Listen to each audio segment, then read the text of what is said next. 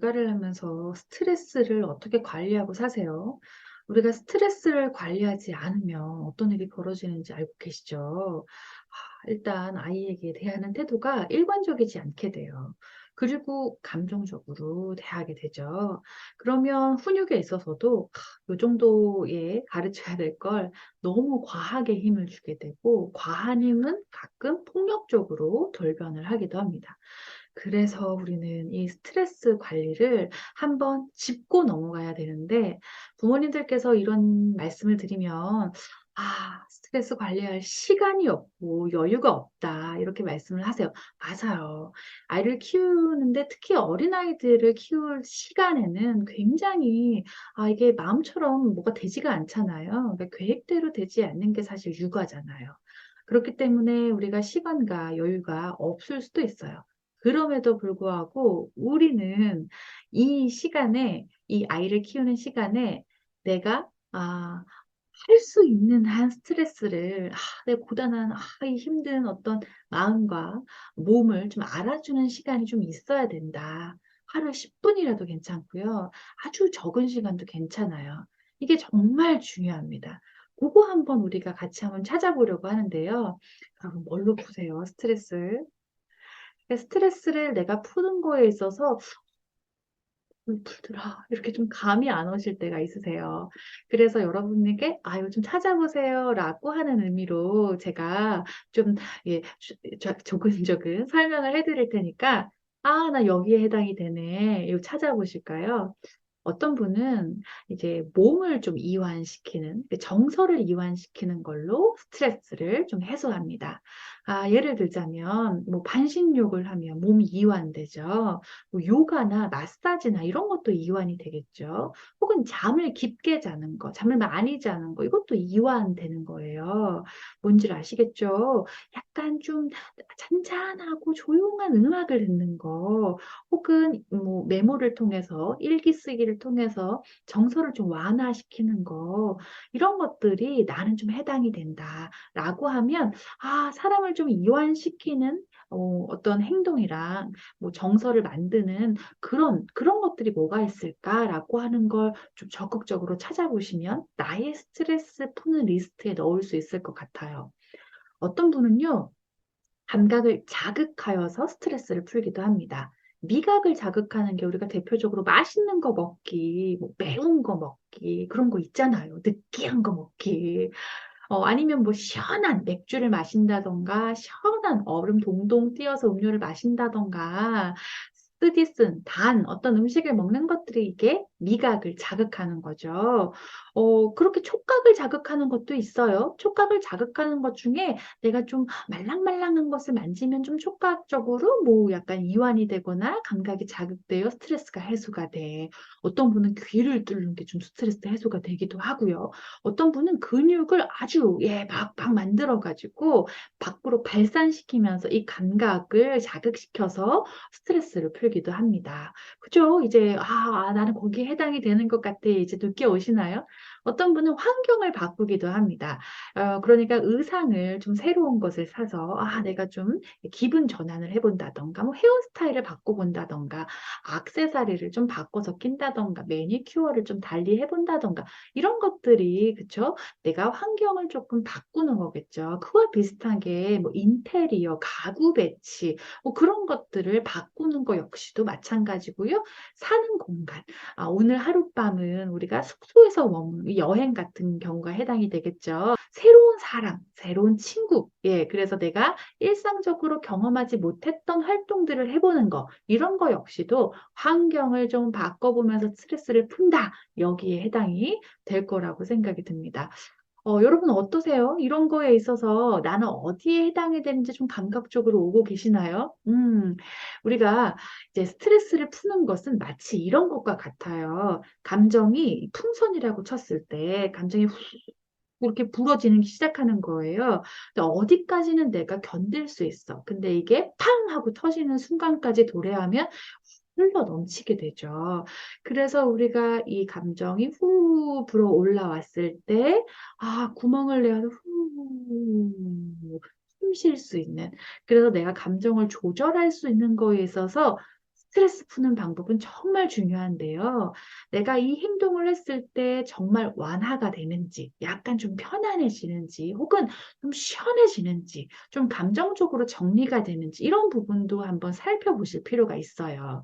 예를 들어서, 나는 좀 잡생각이나 이런 것들을 좀 없애는 방법이 도움이 된다. 예를 뭐 드는 게 넷플릭스를 본다던가 정신없이 막 음악만 듣는다던가 드라이브를 해서 멍한 상태를 만든다던가 이런 것들이 해당이 되는 건데 맞아. 나 넷플릭스 정주행을 하다 보면 되게 감정적으로 정리가 되고 되게 도움을 받아 라고 하는 경우도 있지만 아니야. 넷플릭스를 볼 때 그때는 좋은데 감정적으로 내가 해소된다거나 감정을 들여다본다거나 그러진 않은 것 같아.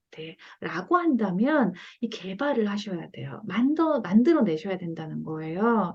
우리는 인간이 스트레스를, 그러니까 나를 즐겁게 하고, 나를 좀 편안하게 하고, 이런 방법이 적어도 10가지는 있어야 된다고 합니다. 되게 많아 보이죠? 한번 그래서 주변 사람들에게 한번 물어보세요. 당신은 무얼로 스트레스를 푸냐? 이런 걸 물어보시다 보면 많은 방법들에서 영감을 좀 얻으시지 않을까라는 생각이 듭니다.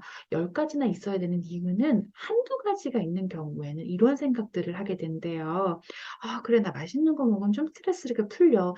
사람들과 수다를 나누면 또 스트레스가 풀려. 이랬을 경우 이 두 가지가 있어요. 근데 어떤 날은 친구들을 만나도 나아지지 않고 그쪽 맛있는 걸 먹어도 영 입맛이 없어요. 이 두 가지 방법이 다 끝났어요. 그러면 아무것도 해줄 수가 없는 거죠. 나에게. 그랬을 경우에 이제 우리는 다 자연스럽게 어떤 상대나 주변 사람들에게 이제 이 스트레스 해소 방법에서 지지를 받길 원하는데요. 또 그런 환경이 안 됐을 경우에는 굉장히 외롭고, 되게 우울해지고, 감정적으로 순환이 안 되는 이런 우리가 그 과정을 거친다고 합니다. 때문에 한번 잘 생각해 보시면 10가지 생각보다 잘 채울 수 있어요. 저 같은 경우에 힌트를 드리자면 이제 향이 좋은 것들을 바르고 냄새를 맡으면 좀 도움이 되더라고요. 의외로 많아요. 핸드크림, 뭐 미스트, 캔들, 예, 그리고 그 우리가 세탁세제 있잖아요. 그런 것들에서 옷에 나잖아요. 뭐 향수, 그리고 우리 양치할 때 칫솔, 치약 있죠. 칫솔이 아니고 치약 있죠. 가글 같은 것들, 이런 것들 의외로 많아요. 그래서 저는 향이 나는 것들을 통해서 내가 기분이 전환이 되고 혹은 아로마 오일이나 이런 걸 통해서 이완되고 이런 마사지, 어떤 혈 같은 거 있잖아요. 그런 것들로 내가 호흡하고 이러면 좀 나아지더라고요. 그래서 여러분들도 한번 내가 어떤 부분에 스트레스를 풀게 되는지 좀 적극적으로 찾아보시기 바랍니다. 아이를 키우면서 미스트 뿌릴 수 있겠죠. 물론 알아요. 근데 여유가 안 돼요. 그럴 수 있어요. 우리가 스트레스를 푸는 방법을 5가지든 제가 말씀드린 것처럼 10가지든 찾으셨다면 당분간은 내가 이게 자동적으로 입력이 안 됐다면 잘 보이는 곳에 리스트화해서 적어 놓으시는 것도 굉장히 좋습니다. 그래서 한번 배우자와 여러분의 스트레스 해소법을 적어 보시기 바래요. 굉장히 어린아이들의 부모님들은 굉장히 짧은 시간 내에 스트레스 푸는 것도 괜찮습니다. 뭐 고음이나 있는 노래를 불러보는 거 짧은 시간에 가능하겠죠. 아니면 얼음을 깨먹어 보는 거 짧은 시간에 가능하겠죠. 혹은 우리가 족욕할 시간은 없어. 근데 샤워기 따뜻한 물로 발을, 그죠? 예, 이게 적셔주면 뭔가 위로받는 느낌이 들어. 아니면 손을 따뜻한 물로 이렇게 아이 낮잠 잘 때 놓고서 핸드크림 가득 바르고서 이렇게 맞고서 아이고 고생했다 라고 나에게 한마디 해주는 거 짧은 시간 내에 가능하겠죠. 이렇게 우리가 찾아보면 있거든요.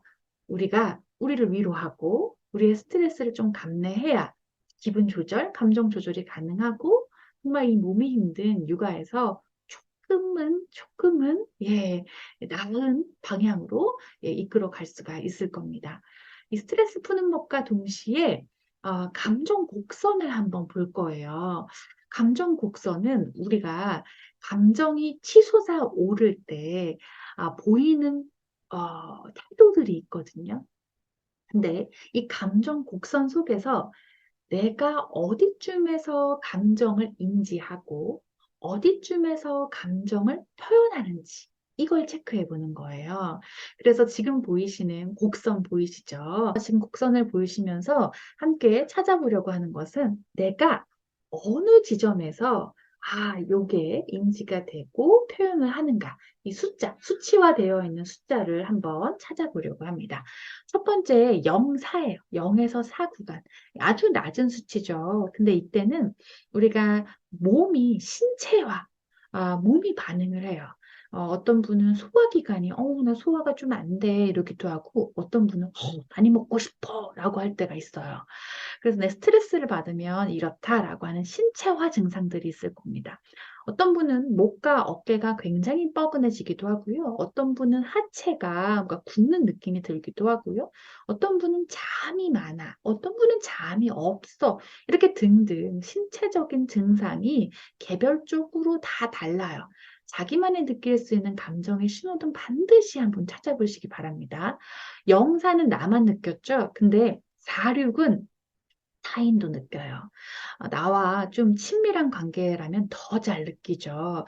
그래서 나의 어둠의 아우라, 감정의 어떤 아우라가 좀 달라졌음을 느끼게 되는 건데요. 간혹 우리가 배우잖아. 주변의 사람들이 좀 안 좋아 보여. 무슨 일 있어? 라고 물어볼 때가 있어요. 아까 전에 제가 말씀드렸죠. 어디쯤에서 내가 내 감정이 이렇구나 라는 걸 알아차리냐. 이걸 우리가 찾아보는 거라고 했잖아요. 근데 상대는 알아차렸는데 나는 못 알아차렸을 때가 있어요. 그래서 우리가 상대가 어디 좀 안 좋아라고 물어봤는데도 뭐라고 얘기해요? 아니, 나 괜찮아 라고 이야기를 하죠. 근데 실제로도 나 별일 없는데 자꾸 사람들이 무슨 일 있냐고 물어봐 라고 이야기를 하게 됩니다. 그랬을 때 우리는 사실 감정이 올라오지만 막 참는 거에 익숙해져서 내가 인지하지 못하는 거예요.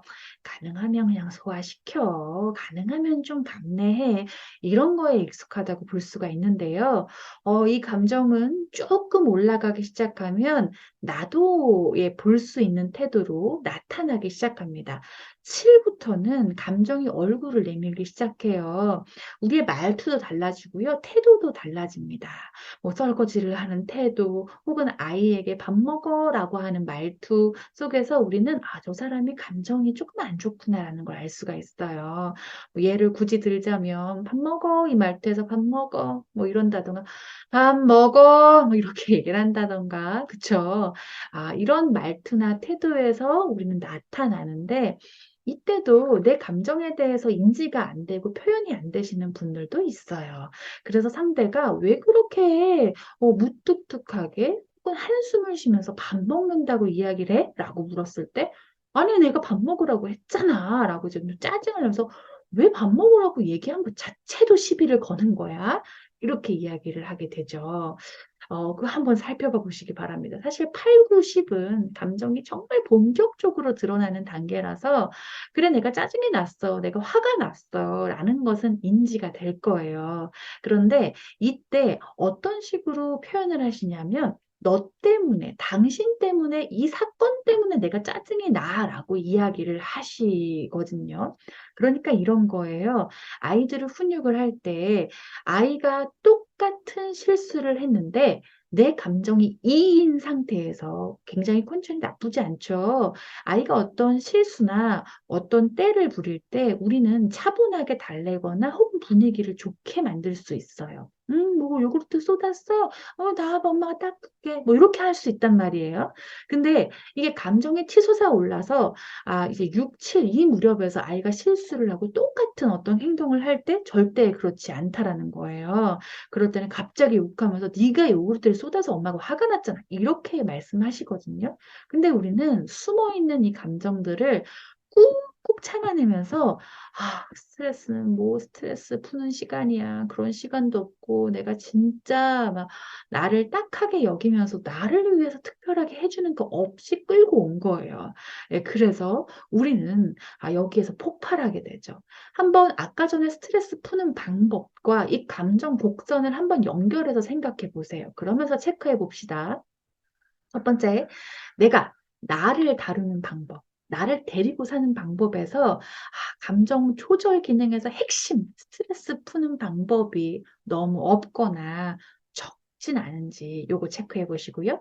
두 번째는 감정을 꾹꾹 누르는 게 너무 만성화되어서 아예 내 거 습관화된 게 아닌가. 그게 나의 정체가 된 게 아닌가. 그러다 보면 어느 순간 욱하게 되고 어느 순간 내 마음을 알아주는 사람은 아무도 없어 이러거든요. 근데 상대방은 뭐라고 하냐면 그때 말하지 그랬어. 그때 이런 얘기를 하면 좋잖아. 하지만 이 꾹꾹 누르는 게 만성화되면 표현하는 게 참 어려워요. 그래서 세 번째 체크해야 될 게 내가 감정 표현을 하는 것 자체에 있어서 이 어떤 감정 세포가 있다면 이런 것들이 너무 굳어 있는 게 아닌가. 그러면 내가 내 감정을 찾는 연습을 하셔야 돼요. 그래서 내가 오늘의 감정, 자기 전에 오늘의 가장 대표되는 감정이 무엇일까? 아침에 일어났을 때 이러이러한 것 때문에 설레었고, 이러이러한 것 때문에 오후에 속상했고, 이러이러한 것 때문에 마지막에 굉장히 짜증스러웠다. 라고 하는 대표 감정, 뭐 2개, 3개를 찾아서 한번 기술해 보거나 간단하게 메모하거나 이렇게 함으로써 내 감정을 좀 이전보다 생생하게 가지고 오는 거죠. 그래야만 상대에게 내 감정을 인지한 동시에 표현을 할 수가 있거든요. 우리는 상대에게 감정을 표현하는 거가 사실 우리가 이성적인 상태, 육 아래에서는 해도 상대방이 그렇게까지 막 화를 내거나 하진 않아요. 이 부분이 좀 어렵다면 사실 육아를 할 때도 굉장히 답답하고 힘들고 외롭고 이런 감정들로 뒤덮일 수 있죠. 아이를 키우는 일은 어려워요. 그런데 아이의 연령대에 따라서 부모의 에너지와 방향은 다르게 흘러가야 합니다. 근데 영유아기 시기에는 아무래도 가장 많은 부모의 에너지가 있어야 할 때죠. 근데 중요한 건 영원히 이 에너지를 내면서 살아가는 건 아니에요.